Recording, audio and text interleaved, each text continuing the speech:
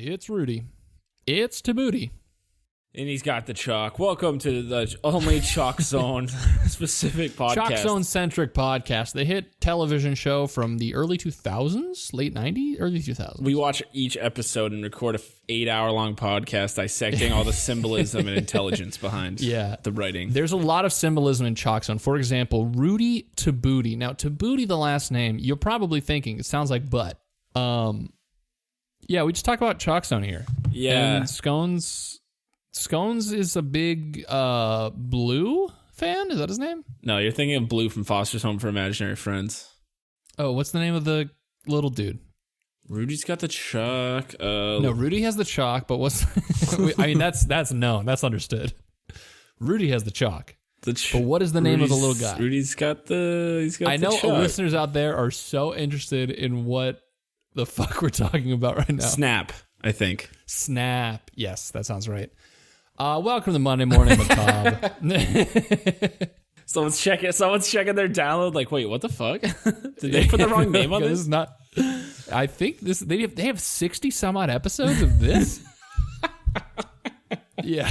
Welcome, me and Scones. It's Darcy. Scones. Darcy. We're talking about spooky stuff, as you probably already know, or if you're new, welcome. And you're welcome. You're welcome. We talk about stuff like cryptids, murder mystery, true crime, cults. We have a murder mystery every weekend, and we record it as a podcast. Yes, and a whodunit. This week I will be playing the role of Voodoo Mama Juju. I will be playing the role of Toilet Snake O'Toole. He's a Southern Irish oil baron. Yes, sirree, Bob. And I've got a whole backstory lined up, but we don't have time to get into that right now because, guys, it's Monday, and you've got better shit to do. Actually, it's holiday Monday. MLK Day. What's the holiday? Is it MLK? It is Martin Luther King Jr. Day. Even though technically I think his birthday was Friday. But okay, I digress. So you know Martin Luther King's birthday, but you don't know my birthday? You're such a Pisces. All right. Pisces. So you don't today, even know my fucking sign. Your sign? Yeah. What's my sign, Scones? I don't know. I was trying to think of another character from Chalk Zone, but I couldn't. Are there other characters in Chalk Zone? I don't know, but Scones is going to be bringing us the spooky sauce tonight. This morning. Yep. And word on the street is he's got a real good tale. I'm going to really hype it up and make it really hard for you to like. Please don't. I was looking for a subject, and I came across just a good old-fashioned mystery. Ooh, I like mysteries. Go on. Every weekend I have one. The man who deleted his past before he was found dead. The mystery of Peter Bergmann. Peter Bergmann. Bergman Peatman. What year was this? Oh, in 2009. Ooh, fairly recent. A little 11 years ago. Reese-PC, dude. Reese-PCs tonight on Monday Morning Macabre. Band, play us in.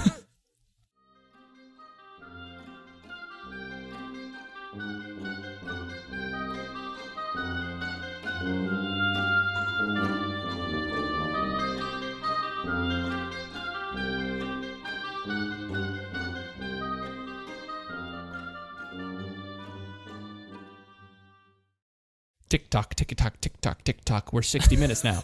Okay. Tonight, we talk about the gig economy. No, Nothing scarier than Fiverr. In 2009, a man calling himself Peter Bergmann was found washed up on an Irish beach. 10 years later, police, journalists, and internet sleuths are still trying to work out what exactly happened. Yo, can we get to the bottom of it and make this like a podcast that people will listen to? Oh my God, that'd be amazing. Right? Throw it on the list next to the Chalk Zone idea. All right. I think Chalk Zone's a better idea, but that'll go second. Rudy's got the chalk. One June afternoon in 2009, a thin man dressed in black boarded a bus to Sligo. Sligo? S-L-I-G-O? Yeah. I like Sligo. Sligo, a small coastal town not far from the Irish border. 3 days later, after a quiet weekend spent largely alone, the man was dead. Fucking dead. DED? Like, oh my God, you killed him. He's dead. His passing the first act of a mystery that has now baffled and compelled police forces, journalists, filmmakers, and internet sleuths for over a decade, my dude. 10 years, my dear boy? Ooh, the very same. The beginning of this story is the earliest known point of the man's journey. Derry, in Northern Ireland, where he boarded a mid-afternoon bus over the border to Sligo. Arriving at 6:28 p.m., as the evening sun warmed the waters of Sligo Bay, the man I love spring break in Sligo Bay, dude. Oh my God, bro. Yo, this year we're not doing Ibiza. We're doing Sligo Bay, Sligo bros. Bay. Pack that EDM music up, brother. I don't know how music is distributed these days. Yeah, we are. Pack it up on the donkey, baby. We're going to Sligo. The man took a taxi to the center of town. In the years since, some have offered this as proof of his unfamiliarity with Sligo.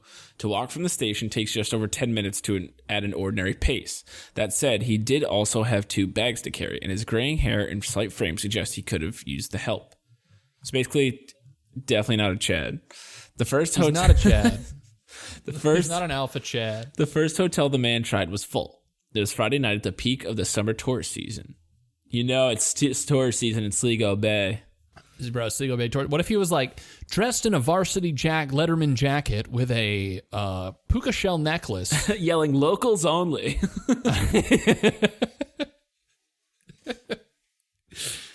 What a dream come true that would be. Anyway, but he had more luck at the Sligo City Hotel on Quay Street, where he paid for 3 nights up front. Writing in the register, he put down his address at Einstürzen 154472, Vienna, Austria.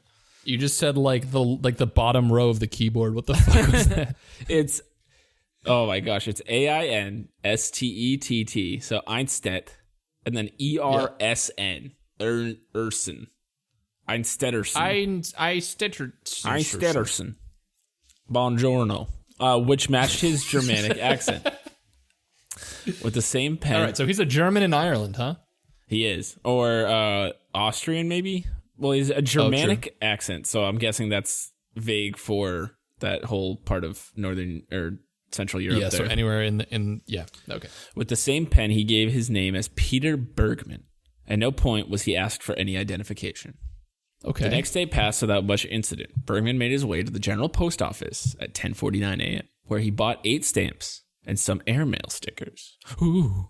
He ran some errands around town and arrived back at the hotel to eat and take an occasional cigarette outside, keeping himself politely but firmly to himself. I don't like that sentence. That's a hell of a sentence. I don't like. I know people are probably like, well, write your own. And I'm like, get out of my face. On Sunday, well, shut up. In the early afternoon, he left the hotel for the town's only taxi rank and asked to be taken to a quiet beach where he could swim. The driver took his What a weird request. Take me to the beach so I may swim. Dude, if you're like an Uber driver and someone's like, take me to a quiet beach where I can swim, I'd be like, there's a Y down the road. I don't fucking know. What the fuck? Like, this is where I die. The driver took his softly spoken fare to Ross's Point. He's a vampire. That's a very vampire request. It sure is. The peninsula, known for its dramatic views, about 15 minutes away by car. On arrival, Bergman got out, surveyed the vast blue expanse, and seemed satisfied with the choice. How does he know that? How do we know that he seemed satisfied with the choice? He just looked out at the blue expanse and was like, yeah. Very exaggerated. This'll do just fine. This'll do great. Instead of disembarking as expected, he took the taxi immediately back to Sligo. What? So he didn't sound satisfied at all. Yeah, he sounds very dissatisfied if he's going straight back home. Where he settled into the groove of another evening alone. Dude's just a loner. This dude sounds like he's just watched like Requiem for a Dream and like he's just having a weekend to himself. Pretty much. After 1 p.m. on Monday, June 15th, Peter Bergman checked out of the hotel and deposited his key at reception. He left one of his original bags, a purple plastic bag for life, and what appeared to be a new black luggage case. He took Wait, what the fuck is a bag for life? I'm guessing like a reusable shopping bag. Yo, we're bags for life. That's boys for life. To my new best friend who is a bag. He took a circuitous route to the bus station. At one point, he stopped in the doorway of a shopping precinct and waited, poised like a man about to turn back. Instead, he made his way to the bus station and, on arriving, read notes on scraps of paper he'd picked out of his pocket before tearing them up and depositing them in a garbage bin. Is this dude a spy? This sounds like spy shit. It's giving either that or like, I don't know. I don't think he's old enough. I was going to say he's like a Nazi in hiding or something. The bus departed at 2:20 p.m. to Ross's Point. Later, it was established that up to 16 people had seen Bergmann on the beach that afternoon. He wasn't trying to hide himself. They all remember a jovial, if formally dressed figure greeting the strangers who crossed his path. The next morning, not long after 6 a.m., the local man and his son were jogging along the sand amid the last remnants of a sea fog. They are the first to find the washed-up body of a thin, middle-aged man with closely cropped gray hair. Peter Bergmann was dead, but the mystery that has since surrounded the story was only the beginning. This is a very Taman should vibe to it. Yes, I thought about that as well. Dead on the beach with weird background, like very kind of suspicious behavior and like, especially for Sligo Bay. Sligo Bay, dude. If you're not passing the vibe check, you're not coming to Sligo Bay with us. I visited Sligo for the first time on a Friday in May 2019.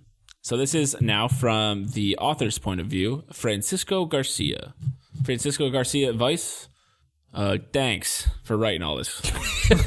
For real cool, you. Wow, what attribution. I'd flown to Dublin that morning and taken the 3-hour cross-country train, passing field after field, town after town, before arriving at Sligo's train station directly above the bus station, where Peter Bergmann had arrived all those years ago. I made my way straight to the Sligo City Hotel. I wanted to start there just as Bergmann had, but I couldn't say exactly why. For the last year or so, I've spent much of my working life covering cases of missing people in the UK and further afield. Their stories can sometimes tell us all the sorts of things about the way we live now, about loneliness and pain, but they can often speak to nothing else than the missing person's own private mystery. So Peter Bergmann's body had been taken to post-mortem. He had been found naked. Dude, Post Malone's involved in this? So when he was found naked. His clothes scattered across the shore. Hanging out with Post Malone. Everybody just saying congratulations. Wow. All of his pockets were empty. No money, no wallet, and no forms of ID. It was quickly established that he'd drowned, though there wasn't any hint of foul play. His teeth were in good condition, excluding a few fillings. It was his body that drew attention. It was battered and wrecked. The test revealed advanced prostate cancer and bone tumors. He had suffered previous heart attacks and was missing a kidney. Jesus Christ. The toxicology report returned no evidence of medication in his system, despite the intensity of the pain he must have been suffering. Oh my God. This dude was like... This sounds like an experimentee that escaped the fucking place and like was just like, I'm gonna go to a place to just walk into the ocean because this sounds awful. What a terrible life he's living. For sure. It quickly became apparent that there was something strange about Peter Bergmann, the total lack of ID or belongings, and the fact that the labels on his clothes had been crudely hacked away with scissors. Authorities checked his address and found a vacant lot in Austria where extensive searches didn't reveal any Peter Bergmann who could possibly match the man's description. The letters he posted from Sligo have never been traced. Dude, honestly, all right, now it sounds less like a spy and more just like a dude who is like, I'm gonna go end my life peacefully in a nice Irish coastal town, as opposed to I'm a spy. Although I don't know why you would do all of the work to make your identity anonymous. Yeah, that's the strange thing. He very much did not want people to know who he was and put a lot of effort into that. And every single way he is doing these, the obfuscating of his identity is similar to that of Tamam Shud. Yeah, which is definitely spy vibes. Mysteries, man. Like, get me. What's up with them? What's new Scooby-Doo? Come in after you. Peter Bergmann's last days were pieced together by trawling through Sligo's CCTV network. The shuffling, scrupulously, can't read. Scrupulously careful figure that had left the hotel each day armed with his purple plastic bag, full and returned with it empty. So that's strange too. He's leaving with a full bag, coming back without anything. It could have just been like a lunch, you know? True. The hours in between were a mystery. It appeared that he had deposited his belongings in various garbage bins around town, taking great care to avoid being picked up by surveillance cameras.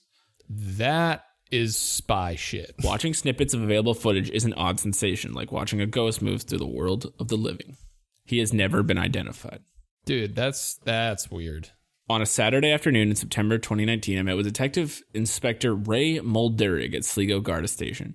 He's the third detective inspector who has had ultimate responsibility for the Bergmann case. That must suck, getting that case. Yeah. Hey, here's this completely unsolvable thing. Good luck. Although at the same time, you're probably like, I'm going to be the guy who solves it and get that acclaim, get that hunger. Mulderig believes Sligo was no random choice for the destination. There seems to have been a purpose to all of it, he said. Everything he did seemed to have had a purpose, from cutting the labels of his clothes to all the rest of it. The question you have to ask is, why Sligo? If you want a scenic place to die, you're spoiled for choice across the west coast of Ireland, or even Scotland for that matter. Something must have brought him here, even if we've never been able to say what that was. That's a valid point. Mulderig explains how many hours have been dedicated to the hunt for answers. Almost everything in their power has been attempted. They have conducted searches and chased down leads no matter how far-fetched. They have Bergmann's DNA, clothes, and remains. It is now a waiting game that may go on forever. I liken it to a computer that has gone into sleep mode, he said. This is a guy who just learned what computers are and he's trying to show off. The years have spawned all sorts of wild, mostly online theories. At the time of writing, I could count 9 separate Reddit threads dedicated to the mystery of Peter Bergmann. Some posit he was an intelligence operative or a gangster on the run from a shadowy, organized crime group. Others that he was trying to claim a life insurance policy for his loved ones. Huh. That one's like a little bit uplifting in a way. One even suggests that the whole thing was an elaborate hoax cooked up by Irish filmmaker Karen Cassidy, whose 2013 documentary, The Last Days of Peter Bergmann, was until recently some of the only media coverage of the case. Oh, that's sketchy, dude. I asked Cassidy about this directly on Twitter, and he responded a couple minutes later saying, "It's real." He messaged back, "Welcome to the rabbit hole." Dude, that's such a filmmaker response. Welcome to the motherfucking rabbit hole. Welcome to the rabbit hole, baby. Welcome to the Thunderdome. I'm a genius. That's I don't know if I remember watching a documentary called What Happened to Casper Carr or something along those lines. Casper Carr was the name of the gentleman. And it's like you follow this thief as he's stealing stuff. And it's like a documentary about this guy who goes into businesses and like dresses up as like security guards and stuff. And he gets into like back rooms and manages to like take a bunch of money. And then I found out it was all fake because at the end he disappears after like stealing from a mob organization. And I was like, for like 2 weeks, I was like, this is the most interesting fucking thing I've ever seen in my life. And I found out it wasn't real. And I was really bummed about it. It was really sad. And I was like, damn it. It's like that, it was so cool. It's like that Joaquin Phoenix documentary. Yeah. So I was like, yeah, exactly. So I was like, well, maybe this could be a similar thing. And that filmmaker's response is not helping the idea here. It's not helping me think it's not fake. It's also kind of got Lisa Lam vibes. The way he's like acting on really weird on camera. Yeah. The fact that he's avoiding CCTV. Well, actually, okay. If it is a documentary, they're doing a pretty good job of thinking about all the things a spy would think about. Like avoiding CCTVs and like that. I would not, as a filmmaker, I'd be like, okay, we're going to just like do this thing, but I wouldn't think like the small details like that. I don't know. That seems like a lot of forethought put into it. Yeah. It's crazy to think that like there's a whole like underworld of society with like the mafia and like crime and like people running from mob bosses. Like that's like a thing that's going on constantly right now. And it's weird that like you never interact with it unless you're like in it. I don't know. It's just weird to think that there's so much crazy shit happening. I think like it's crazy that in modern times someone can die and you can just have no idea who they are. True. Yeah, that they can literally hide their identity with the amount of like DNA technology and like record keeping we have. Yeah. This isn't like the 1930s. We've got the technology. You can just change your name to Bergman and be just nobody knows. Nobody knows. In September 2019, the author of the article met with Teresa Nealon, the writer of A Dream Dying, a play telling The Bergmann story in reverse, which kickstarted my fascination with the case. They talked over what they knew about the case. There were cut-up clothes in the ghostly room at the Sligo City Hotel where he was staying. There was the Groningen Hotel CCTV footage showing the condemned man walking his way to and from his final errands, the substance of which we can only still guess at. There's the documentary and the play, as well as all the theories and speculations of online sleuths transforming the patchwork of concrete details into an intricate tapestry of conspiracy. Finally, there are those who are left behind, whoever they may be. When someone is reported missing, we are used to seeing those grieving families and loved ones representing their concern. This did not happen for Peter Bergmann. Instead of a deep memory and grief, we have snatched recollections gleaned from a cluster of chance encounters. The taxi driver who remembers his courteous, soft-spoken passenger, the people at the beach. But there are those that believe that the initial hunt was aborted too soon, that somewhere someone must remember or hold the key to his real identity. But despite the ongoing interest buoyed by a recent Irish Times podcast, Ray Molderig told me that no one has ever come forward with anything convincing. Dude, it's gotta be something spy or... I mean, if you're hiding the identity so, like, I don't know. It has to be something deeper. It's gotta go deeper, brother. I don't believe that it's just a dude. No, you don't just cut tags out of clothes and like avoid cameras and do weird shit just because you're on spring break in Sligo Bay. Like that's like, unless you're a freshman, that doesn't make sense. Dude, unless you're getting down in Sligo Bay, dude. Like, why go? Why Sligo even? It's just another mystery that we don't know the answer to. We're just. But there's like a ton of people, as you can imagine, on Reddit who love this. Yeah, I was gonna say there must be some crazy Reddit. This guy says thing going on. Purple plastic bag. There are some weird things regarding the case. One of those is the purple plastic bag. He was seen leaving the hotel every morning with it full of items or personal effects. It was never discovered what these items were. However, when he returned for his long walks, they were no longer in the bag, like we talked about. So apparently those could also have just been like personal effects. So it could have been lunch, but... So it could have been him like discarding items into the various trash bins around Sligo? Maybe, I mean, that could be it. I wonder if he's like leaving them for people or if it's like stuff he's trying to get rid of. Yeah, it's either like a drop or it's like, I want to discard all of my belongings throughout this town to avoid connection between them. So he bought 8 postage stamps and sent all letters, but they've never been traced as to where they went. So, okay. Now it like the letter thing makes me think that it could be just a dude who was like, hey, I'm dying. I'm going to write some letters to my family and then like be on my way. And then it's totally possible that the CCTV footage being like hard to find him could just be, I don't know. It could just be like by happenstance. But you don't think if it was to family or something of a not clandestine nature that, don't you think someone would have like said something to like the news or like claimed the body? True. Yeah, that's, I guess this is why it's a mystery. Why can't I solve it right now?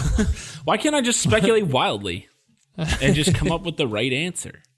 That's pretty, I mean, it's very to Mom Should or Somerton Man, if you will. And I mean, it's so similar that it almost makes me like want to know if they're connected. Like that would be crazy. I also think the sus thing. So a Reddit user says this.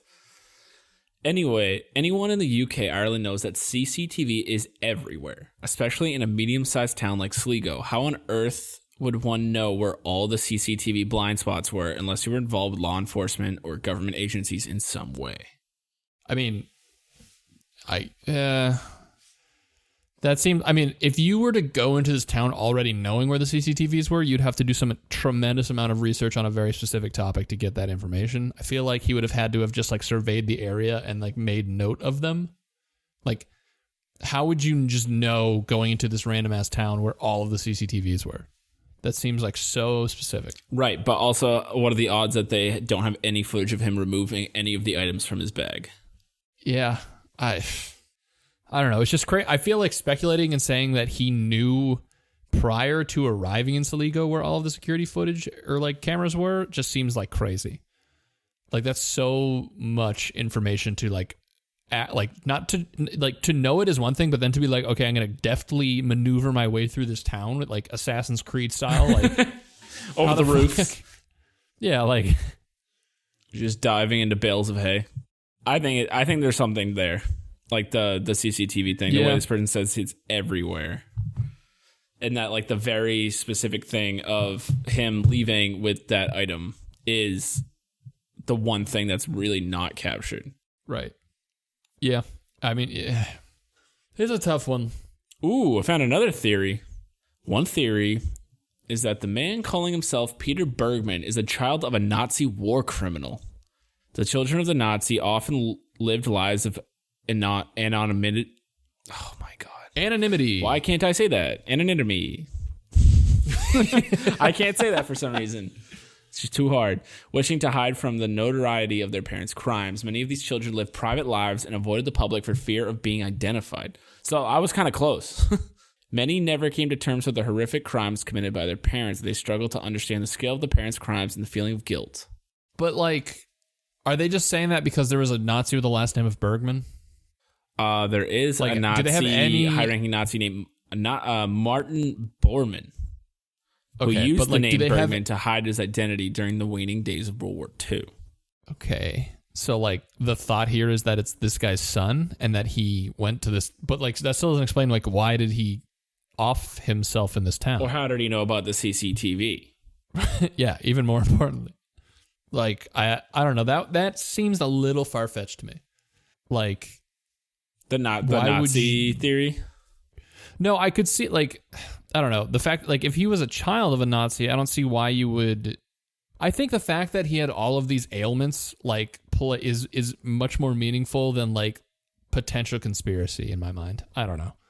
Like, it just seems to... I feel like it's, like, one of those things where it's, like, what makes the most sense? And to me, a dude with, like, a bunch of horrific ailments who's mortally wounded, essentially, from the cancer, like, knowing he's going to pass, was like, you know what? I'm just going to go have my, like... little last hurrah and then take life into my own hands, as opposed to like I would love for it to be conspiracy and like intrigue and stuff like that, but I just feel like the most logical, straightforward explanation is that of a man who is dying and wants to have like a final goodbye. I don't know. What kind of goodbye is that though? I don't know, like a peaceful... If I were like in that position, I'd be like, I'd go to the Emerald Isle, a coastal town in Ireland, and just like chill out there for a weekend or whatever, and be like, this is a beautiful spot. I'm in constant, like, it sounds like he's in constant pain based off of his ailments, and that, I don't know, that's, to me, seems like a not the worst way to go. IMO. But who knows? I don't know. You know, it's a mystery for a reason. I'm interested to hear what other people have to say. If you guys have thoughts on it, let us know. What if someone's like, oh, I know that guy. Oh, yeah, that's Dave from accounting. That's John. He's my music teacher. More occupations. That's Steve. He works at Kinko's. That's Gerald. He's a warehouse manager. Why are they all like generic office jobs? Because I was thinking of the Office, if I'm being honest. Oh, okay. Okay, we got to the bottom of that. Now let's get to the bottom of this. The answer is... Yeah, we just say it. We knew it the whole time. Well, listeners, if you have an idea, let us know. I'm interested to hear what your theories are. Because I just... do you think he was in intelligence? Do you think he was in the mob? Do you think he was I just think he was a dude. Son? I think he was just a dude who was having a rough time in life because of the horrific cards he was dealt, and he was like, I'm gonna end my life, but do so in a scenic place. And I'm not satisfied with that answer. I mean, I understand why you're not satisfied, especially with given the fact of like the cutting out of the tags and all the extra things. But like, I don't know. I think that's just, to me, is what resonates with me. I want to know what he was putting in those trash cans.